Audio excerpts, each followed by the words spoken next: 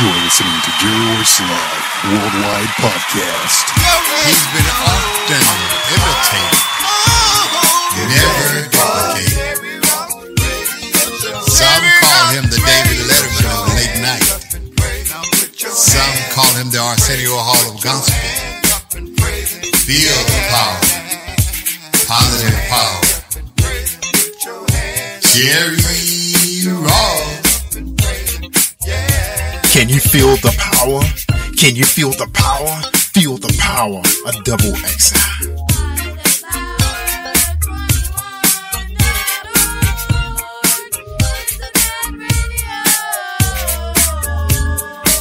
You're listening to Jerry Royce Live Worldwide Podcast. Put your hands up and praise it. Put your hands up and praise it. Yeah.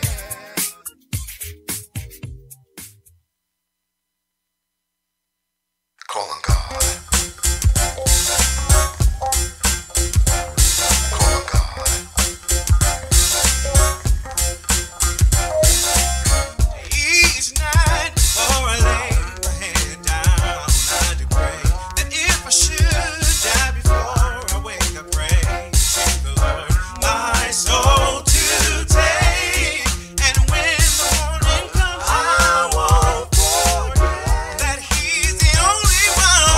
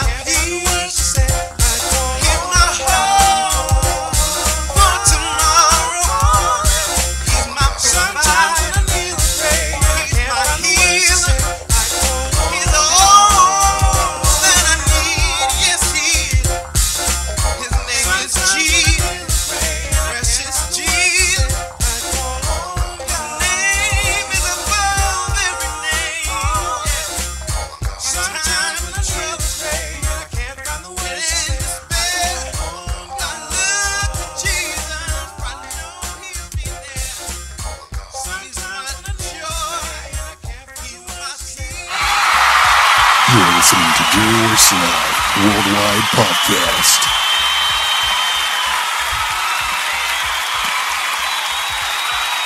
Hey family, this is Paula G. I'm Paula G. And this is the late night special edition of Positive Power XXI. So glad that you all have joined us. Hope you've had a wonderful day or about to have a wonderful day, depending on what time you are listening to this podcast. Blessings to each and every one of you. We want to give a shout out and a thank you to our sponsors for today's show. Pastor Paul Kelly. We want to make sure that each and every one of you support him and tune in on Tuesday evenings at 9:15 for Pastor's Time Bible Study, and also on Saturday mornings, Next Man Up, 10 a.m. Next Man Up with Pastor Paul Kelly. Also, he has his Bible colleges up and coming, y'all, and we're going to have more information about that as that unfolds. Also, make sure you check out his book on Amazon. It's Homelessness in the Church. Wow, I didn't know that. You can get that in paperback form or Kindle form as well. A powerful book, powerful story, so you want to make sure that you reach out and support our wonderful Pastor Paul Kelly and First Lady Marcia Kelly. Also, our sponsor for this show today, Miss Daynette Watson, and you can visit her website, DaynetteWatson.com. That's DANET Watson.com for a total weight loss health program and plan. So once again, we want to thank our sponsors so very much for their sponsorship of this special edition of the Late Night Positive Power XXI with yours truly, Paula G. And today I have with me a gentleman who I'm excited to have this conversation with. He is a councilman candidate for the 4th District, Baltimore County, Mr. Derek A. Burnett Sr. How are you today, sir? I'm great, Paul. It's a pleasure, privilege, and a blessing to be here amongst you today. And I would say the same. Likewise. So tell our audience a bit about Derek Burnett. We want to know a little bit about Derek Burnett. Who is Derek Burnett? And on between June 14th and the 21st, which is early voting here in the Baltimore area, and Election Day on Tuesday, June 26th, why should I push that button, pull that lever, make that selection? But first of all, tell us a little bit about who you are. Oh, definitely. Let's go back to talk about who I am, what was my basis, and my foundation for my success. I'm a product of a 2-parent household, which I think is mandatory. Not mandatory, but it was during our time. It was one of those things that our community was made up of holistically. My father was in the military, retired Army, Sergeant Major. My mother worked for the government. I'm the oldest of three sons. So you're a military brat. I'm a military brat. I've lived in about, I'm going to say, 13 different areas during the course of his career. I was born in Cincinnati, Ohio. My youngest brother was born in Maine. My middle brother was born in Georgia. So we had a staunch military background, highly disciplined, highly favored. Well, and what was his rank again? Sergeant Major. He retired as Sergeant Major. Sergeant Major doesn't play. No nonsense. Not at all. Not at all. But it served us well because all of us were successful personally in our own individual endeavors. All of us have families. All of us own our own homes. All of us have our own careers.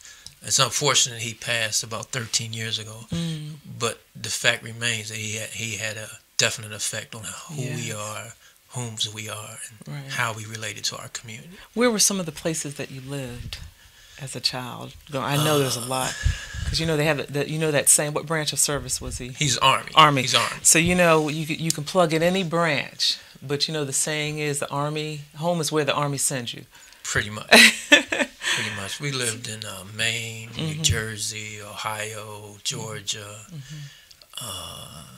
Just kind of all over pretty much U.S. Pretty much up and down the East Coast. At one time, we were supposed to go to Okinawa, but the housing was backed up. Yes. Like 18 months. And, Now, I spent that time in my grandmother's house back in Cincinnati. So that was great, too. Right. Because I got to interact more with my grandmother and grandfather as a young child. Right. Which had a great influence on my development as well. Right, and I think that's important to It is. emphasize as a, being around family, but also being part of a military family and having moved that much. One of the benefits of, we use the term of endearment. We say Army brat or military brat. We do use it as a term of endearment. Also, is to you have a foundation of diversity and understanding of different people and different cultures and different points of view, which is very instrumental in the path and the journey that you're on, today as well. That definitely was the case. We just happened to have the opportunity. His last designated point of assignment was Baltimore, and I've been here in Baltimore over 40 years. So I call Baltimore my home, even though I was born in Cincinnati. I call Baltimore my home. And you're right. I was always, when I was younger, let's say up to 14, I was always the new kid in the block. Right. And you always had to adjust. You always had to adjust. You always had to adapt. But like you say, you always had to interact with different cultures and different opportunities.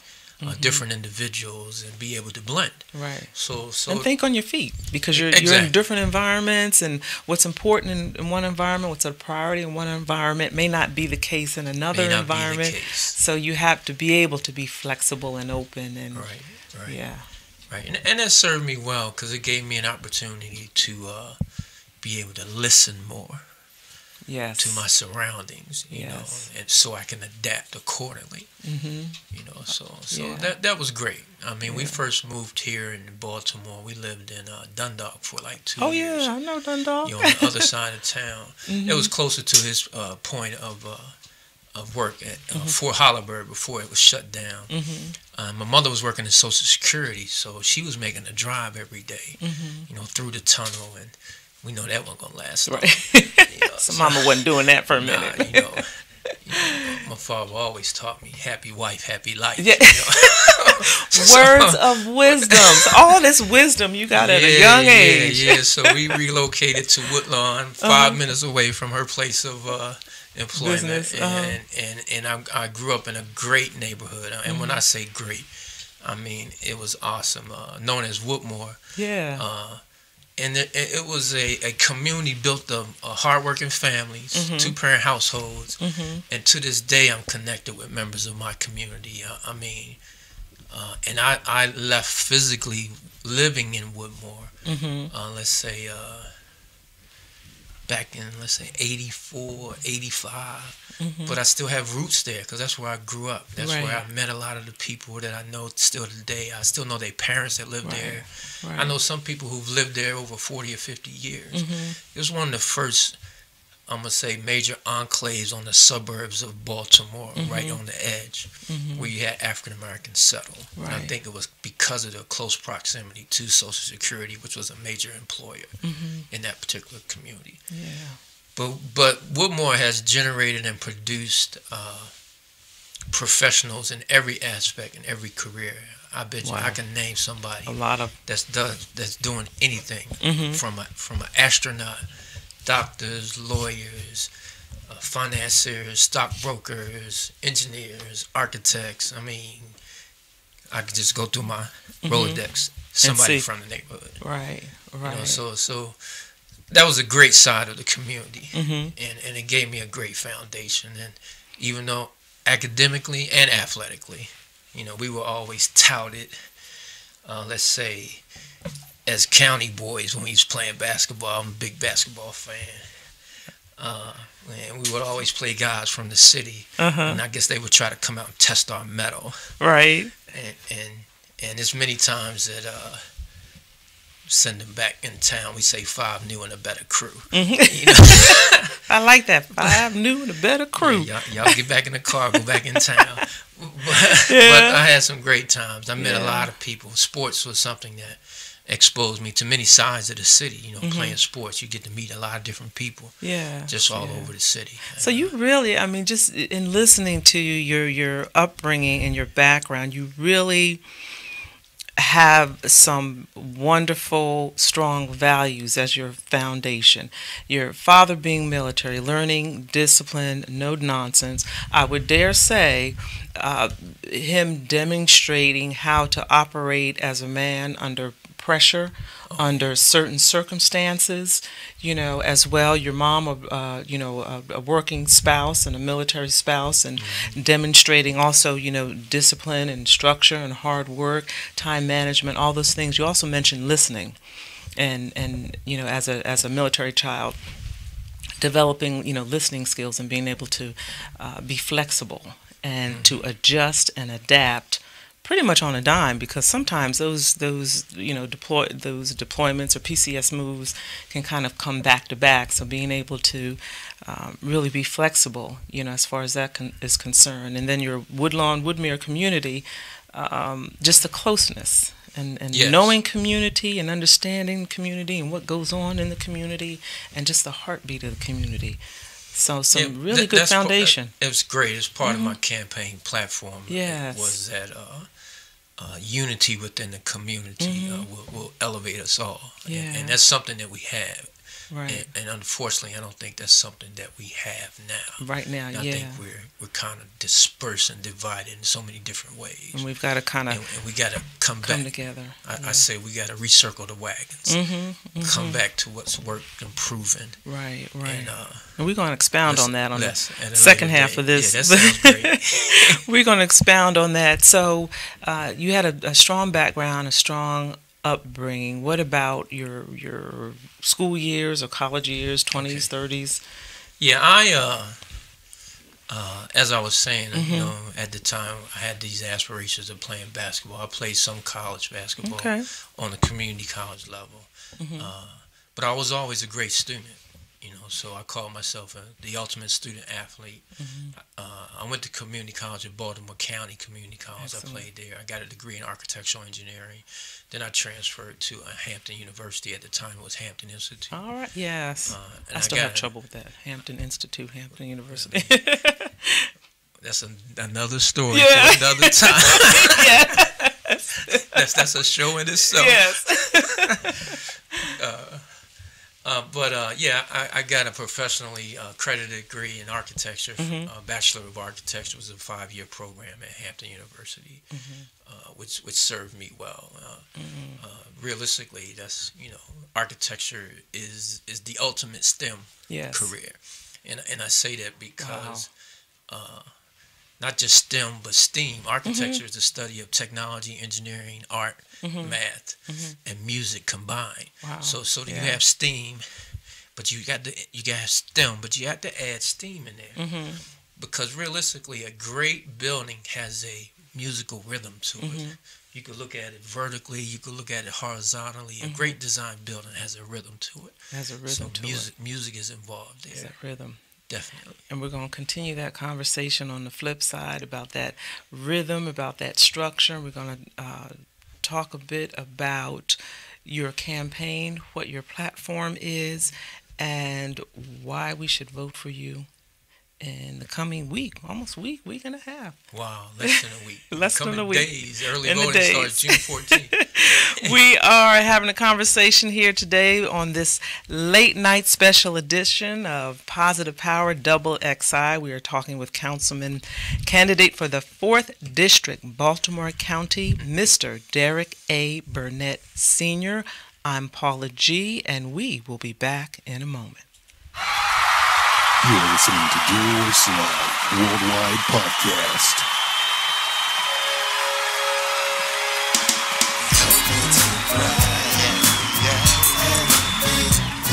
I know that time if you help me to cry, I know that time. Hey, you there? Listen up, there's something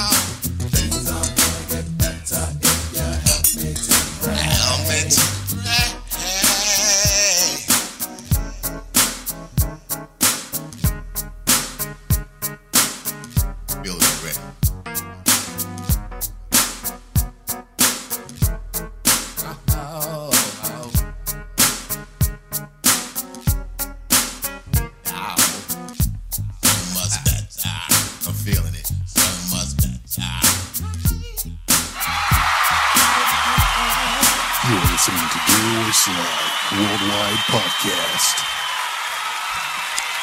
And we are back. If you are just joining us, I am Paula G, and this is a late night special edition of Positive Power XXI. And the sponsors for today's episode are our beloved Pastor Paul Kelly and First Lady Marcia. Make sure that you tune in Tuesday nights for powerful Bible study by Pastor Kelly at 9:15. Also, he's back at it on Saturday mornings at 10 a.m. with Next Man Up. This is a busy man, let me tell you. He's in the process of birthing a Bible college. There's going to be some great opportunities for you to pursue studies in Bible study and theology. And also, he's an author. He's a busy man. He's an author. His book, Homelessness in the Church. Wow, I didn't know that. It's available in paperback and on Kindle. So please make sure you come out and support our Pastor Kelly with the many wonderful things that he's doing. Also, Danette Watson, our total weight loss health program. You can visit her at DANET Watson.com. Make sure you check her out as well. We thank them so very much. At the top of the show, we opened with Men of Worship. Their song, Call on God, ministered to us at the top of the show. And then we just listened to our very own Mr. Dwayne Gott with Help Me to Pray. And we have been talking with Councilman candidate for the 4th District, Baltimore County, Mr. Derek A. Burnett Sr. And prior to the break, he gave us a little bit of background, how he's the product of a two-parent household. His father was in the military, so you know, those of you listening who are military, he's a military brat, you know. We like our military brats. His mom also worked for Social Security, so he had a good, strong foundation from his family and a lot of values that he learned from his parents about discipline and time management, and from his father, just, you know, what it means to be able to think on your feet and working under pressure, being able to stay focused and working under pressure. And as a military child moving around from station to station, learning to be flexible, learning diversity, learning different communities, moving from culture to culture, and also being a good listener, you know, because as a military child, when you're moving around a lot, you got to be able to listen and absorb the area around you. And then the community that he once lived in, Woodlawn community, just understanding the dynamics of the community. Woodmore, yes, Woodmore, I'm sorry. Yeah. And just understanding the community. So just a great foundation of skills and talents and gifts and values. So that brings us to the second part of our program here is, you know, once again, Derek, between June 14th and June 21st is early voting here in the Baltimore area. Election day is June 26th. Speak to the voters and tell us why we should go and... Okay. Getting back to thinking on your feet, my father taught that to me very early. I'm a chess player. He taught me how to play chess, or at least set up the board when I was 5. Yes. So I would watch him and his friends play chess. I learned how to play chess. So being a chess player, you have to think 2 or 3 steps ahead to be an ultimately I like that. good chess player. And I've said that in one of my candidates for him. I'm the type of candidate that's going to be a chess player, somebody that plays chess, not just regular chess. I'm talking about 3-dimensional chess.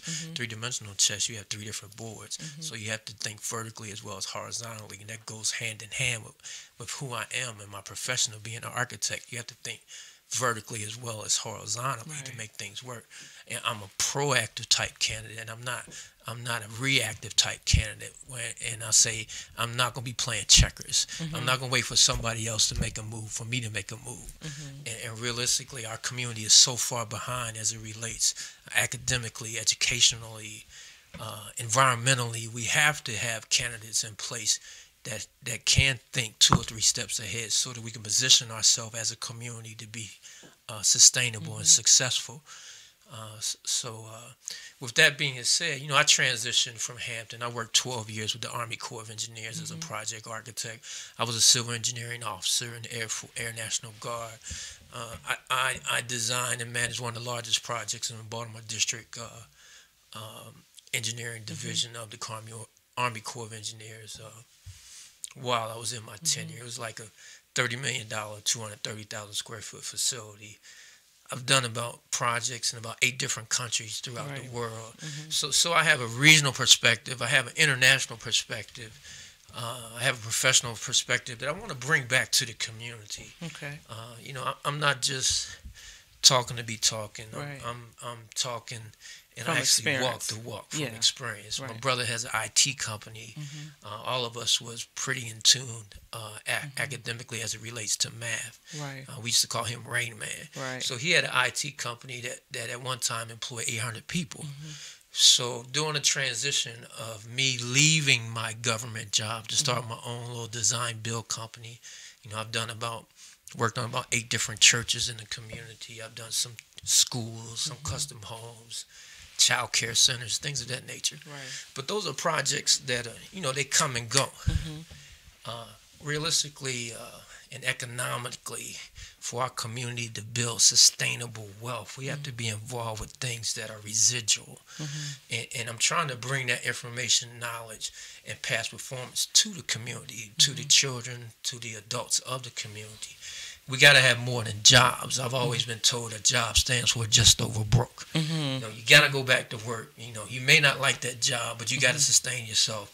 You have to be, you got to live, so you got to do what you got to do to survive. Right. But when you're in a career that you're passionate about, that you feel adamantly about, it's not a job. It's a passion. Right. So I convey that to a lot of the kids and the young adults that I interact with on the mentoring levels. Right. And I do a lot of mentoring as well in the community. Excellent. Where I talk to young kids and I try to give them direction and some purpose, and try to just make them become more awakened as to what their potential is and what their passion should be. Right. Don't let just anybody push you into something because that's something they wanted you to do. Right. I remember when I first started, I told my older cousins, some of them, I want to be an architect. And they didn't know an architect. So they didn't have anything associated with it. They would always tell me, oh, you ain't going to be no architect. But I would never let that disturb me or discourage me. Right, because you're actually in a position now to be an architect in a sense that once, if the voters go and do the right thing, you will be in position to build, in the community. More community. So what are some of the things? On a grand level versus on an individual's perspective. So what are some of the things that you hope to achieve? Well, realistically, I've got 5 campaign platforms. Naturally, we got to address community and school safety. We got to do, I say, corporate and small business reinvestment. I have a big thing about corporate reinvestment where I believe corporations have a responsibility to reinvest in the communities of which they reside, and a lot of corporations aren't doing that. And they initiated that in Baltimore as a result of the Freddie Gray riots. They have this program that John Hopkins initiated called Be Local, and Be Local has raised about $85 million in the last couple of years from corporations donating monies back to the Baltimore City area to provide co-op programs, after-school programs, summer internships, and things of that nature for people of the community to interact, to feel a part, to develop some sense of hope. The riots was a result of frustrations and a lack of hope. Right. So we have to extend that, throughout the nation, not just Baltimore City, not just Baltimore County. But we have to extend that throughout the nation. Make them be responsible. I know, for instance, as a result of the recent tax cut that our president initiated, I know one corporation in the area was generating like $386 million every quarter. Now they have a 21% tax break. That 21% increased their profits, their bottom line, to like $440 million in a quarter. So they increased it by like $80 million. You got $80 million per quarter. That's an additional $320 million that they have access to. That's right. Yeah, that's overwhelming. That a percentage of that realistically should come back to the community. Right. They're taking the money and running it. Right. They're taking that money and reinvesting in other opportunities for them to make more money. But to me, wouldn't it make sense if you took some of that money that you just got a tax break on to reinvest back in the communities in which you reside, create after-school programs, summer co-ops, summer jobs, internships, things of that nature. Because you also talked about educational enrichment as well. Educational enrichment, and economic empowerment. Right. So those things to me seem like it's kind of no nonsense. But until you bring it to their attention, as a candidate, I want to bring those type of things to their attention. I'm not one of them kind of guys that go along to get along just to say I'm a part of the team. Right. And realistically, I think we're in the position now where we're trading titles and let's say just a lot of what's symbolism. going on. We're trading titles and symbolism to say that we're in a position of power, but we're still powerless. So speak to the voters. The voters are listening. Speak to the voters, and they're watching. Speak to the voters and tell them what it is that you look to do for them if they vote for you. What your vision is. First and foremost, we have to incorporate educational enrichment. I say that because a lot of our kids are being educated, but they're not adequately being educated to adapt to the needs of our community. On the IT side, I used to do business development with my brother. Right now in the cybersecurity industry, there's about 800,000 unfilled positions in cybersecurity, and they're projected to be 1.5 million in the next 3 years, which therefore you creating a cybersecurity army, all right, of employees. Right. Our kids aren't being exposed to the industry at all. You can go get a certification, an A+ certification that will introduce you to the IT information systems, and make about $50,000 or $60,000 in about 8 months. So you'd be looking at ways in which our kids can be exposed to. I'm looking at ways to incorporate some of the contacts that I've initiated and made relationships with during the course of me doing business development with him. Companies like Northrop Grumman, companies like Lockheed Martin, SAEC, some of the contractors of the huge government agencies. Got to bring them back to our community and say, look, we're going to develop this cybersecurity after-school program here in this Liberty Road corridor. And instead of us always generating and developing, let's say, entertainers and athletes, we want to make a real world Wakanda out here. Right.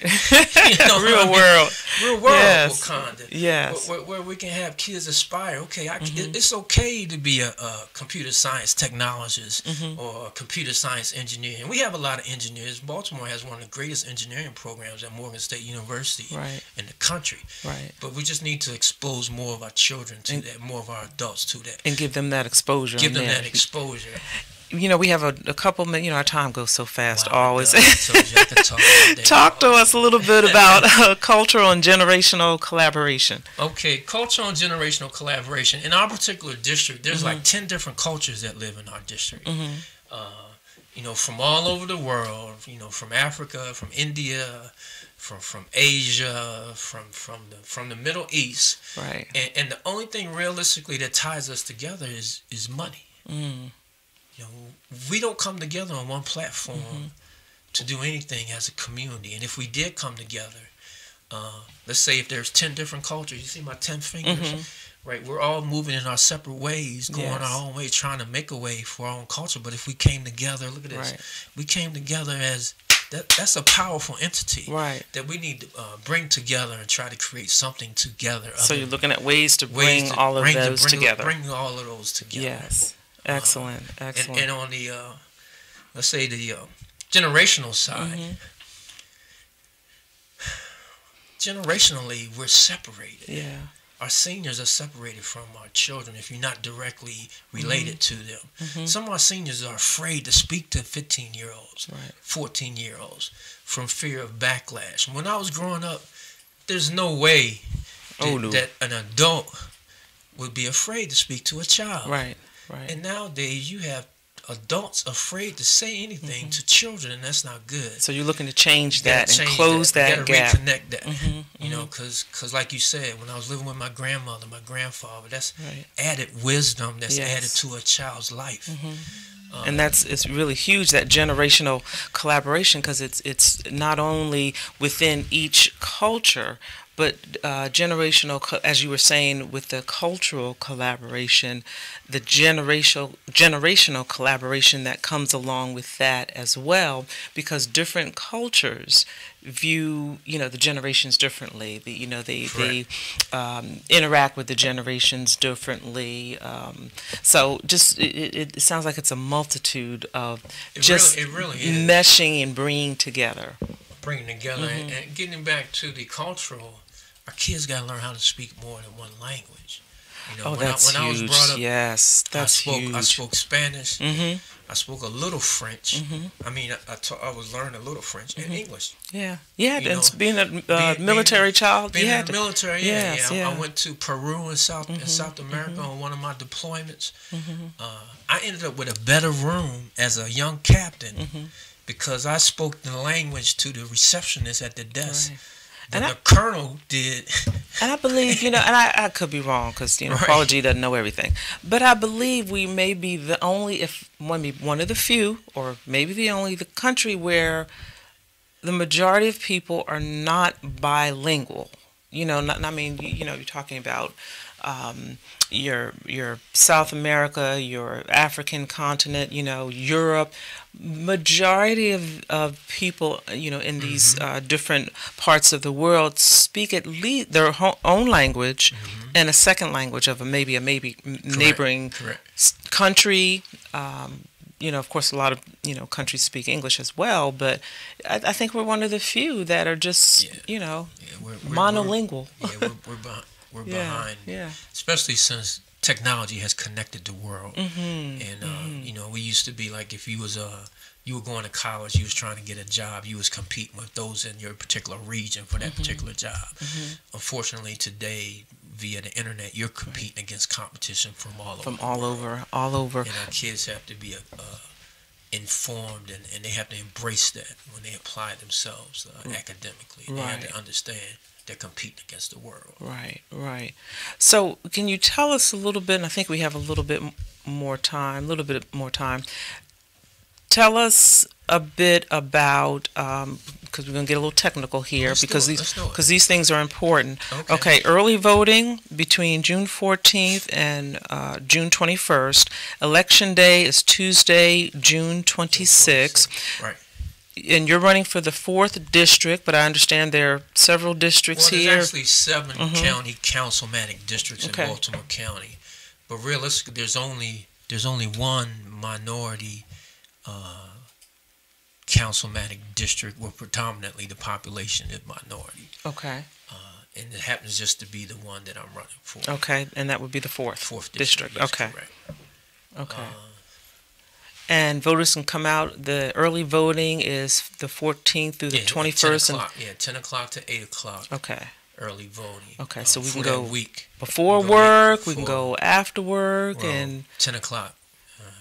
It's not before work, but they can come at 10 o'clock. Yes. And that lasts until 8 o'clock. Okay. But during the actual election, I think you can go before work. I think it starts at 7. During the actual election on the 26th. So, usually it's at go before work. Yeah, and we just urge people to plan accordingly, because a lot of times I hear, oh, the weather, I couldn't go vote. Oh, my boss wouldn't let me off. And I believe employers have to let people off to go vote. Yeah, that's so true. We got to think ahead. We got to plan accordingly. Right, they go that chest playing again. Yes, absolutely. We really have to be, strategic about this if we want change. And I know a lot of people were probably discouraged by the last, our last major election. Wow. But we cannot let that discourage us. We cannot sit home. We cannot say we're not going to vote. We cannot say it doesn't matter. Right. Because it all does. Yeah, you can see it does matter. Where we are today. It definitely. Yes. Anything else I can expand upon? Yes. Well, we want to make sure the voters know, is there a website that they can go? Because, sometimes people just don't know where to go, what to do. You can go to my webpage. It's www.vote, VOTE, Senior. Okay. 2018. Vote. DAB Senior 2018. Okay, and then you also have Twitter. I have Twitter. Yeah, I have a email account. And actually, I'm on Facebook. Okay, so your Twitter's is hashtag vote. VOTE, D as in David, A as in Alpha, B as in Bravo, S as in Sam, R2018. Right. And that's the Twitter. And then Facebook is Derek Burnett. Yes, yes. DERRICKB as in Bravo, URNETT. Right. And, you know, the elections that we have coming up, and I think people don't maybe understand the importance of, for lack of a better word, I call them the smaller elections. You know, people come out for people come out for the there you go, community local. Very important. Because that's the foundation for how people wind up. You know, well, most people wind up in the White House. It starts at these grassroots levels. The grassroots levels. Right, you know, the grassroots level. I'm gonna be honest. I don't have aspirations to go to the White House, but I would like to do whatever I can do to help benefit our community. Yes, create and to build sustainable solution that's going to last beyond my lifetime, beyond my children's lifetime, and beyond their children's lifetime.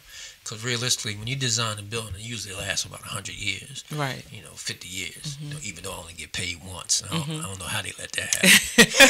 I know, right?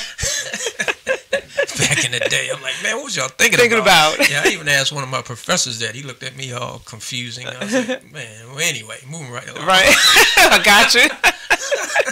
I got you. I'm going to design a building that's going to stand for 100 years. They're going to pay me once. Okay. So anyway, we got to regroup on that one. Regroup and build a sustainable community. Right now, I don't think our community is sustainable. Realistically, unfortunately, the way our community was designed, even going back to the Red Line days, the way they kind of pushed African Americans in certain parts of the community. They allowed us to become bedroom communities. When you become a bedroom community, you really don't have a sustainable platform because there's no corporations or that's interesting. I never thought about that. Or within that particular thing. Right. So you can bring in, let's say, huge restaurants that's going to operate during the day. Most restaurants operate on a lunchtime and dinner. That's clientele. True. You're right. Yeah. Breakfast, lunch, and dinner. If you don't have a huge corporation within your community to help sustain that restaurant during those lunchtime hours and those dinner hours, you won't have a restaurant, a sit-down restaurant in the community. A lot of times our community don't understand that. Right. But we need to come together and demand those type of things. I already told somebody, my candidate I was running against, we have a shopping center in the community. Or a potential mall, and they've already got it established. They've already picked their stores, but on the let's say the MBE, the business side of things, even though it was a private entity, I felt like they should have demanded minority participation in that project. We're talking about $110 million project, right? And that it takes to build, and they're going to generate hundreds of millions of dollars once it's built. And we got a community of like 30% minorities in our community. The MBE participation level is, let's say, right now it's established at 15%. Before the state is established at 25%. Right. Now, why is that? Right. So we got work to do. We got work to do. And I'm only a 3-month candidate.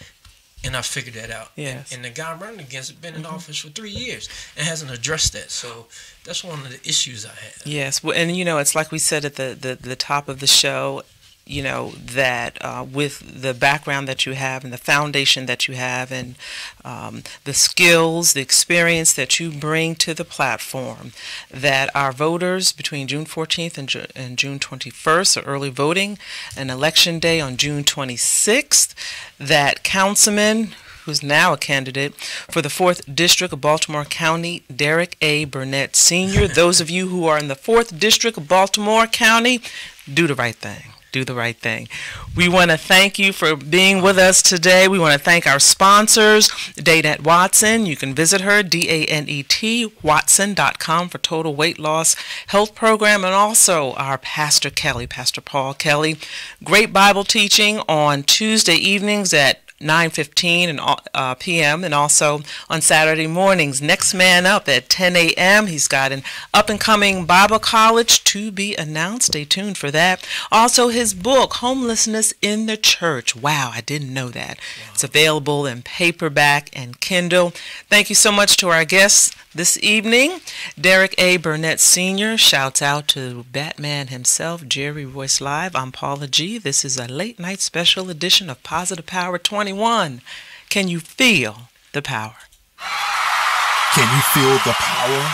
Can you feel the power? Feel the power of double XL. Positive Power 21.org Internet Radio. You are listening to Jerry Royce Live Worldwide Podcast. Can you feel the power? Call on God. Call on God.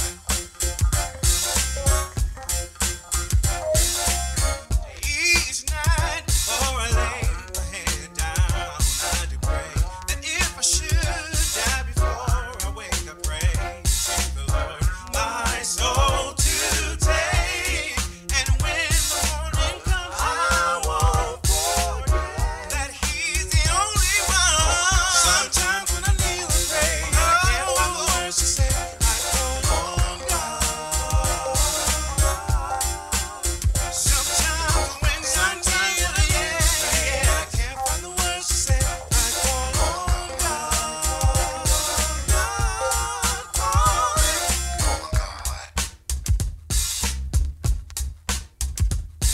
Call on God.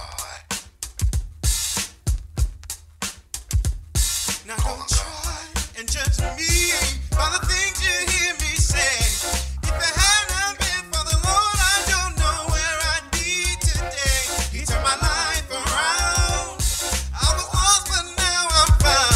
So when I drop down to my knees and pray, I call on His holy name. Sometimes I can't find the words to say. Oh, God.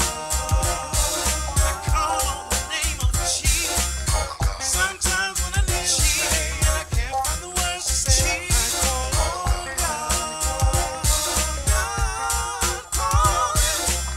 Sometimes when I need and I can't find the words to say, I call on God. I look to Jesus when I need. Sometimes when I kneel and pray, I can't find the words to say, I call on the name of Jesus. Sometimes when I kneel and pray, I can't find the words to say, I call on God. Sometimes when I kneel and I can't find the words to say, oh God.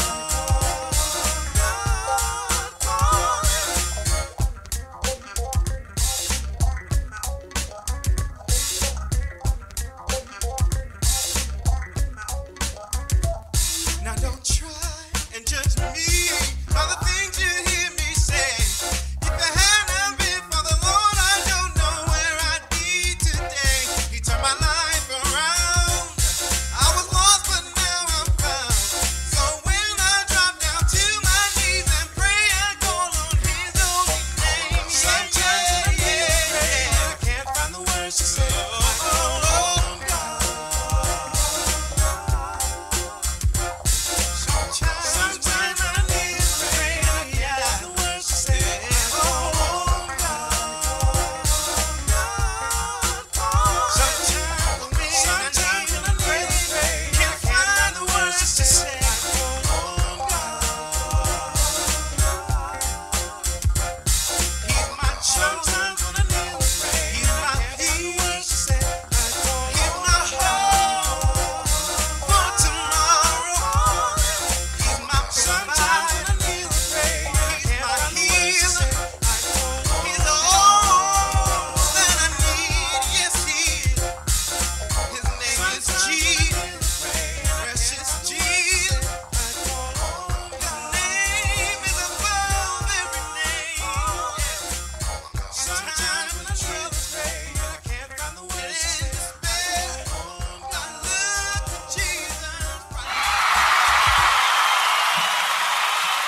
You're listening to Jerry Royce Live Worldwide Podcast.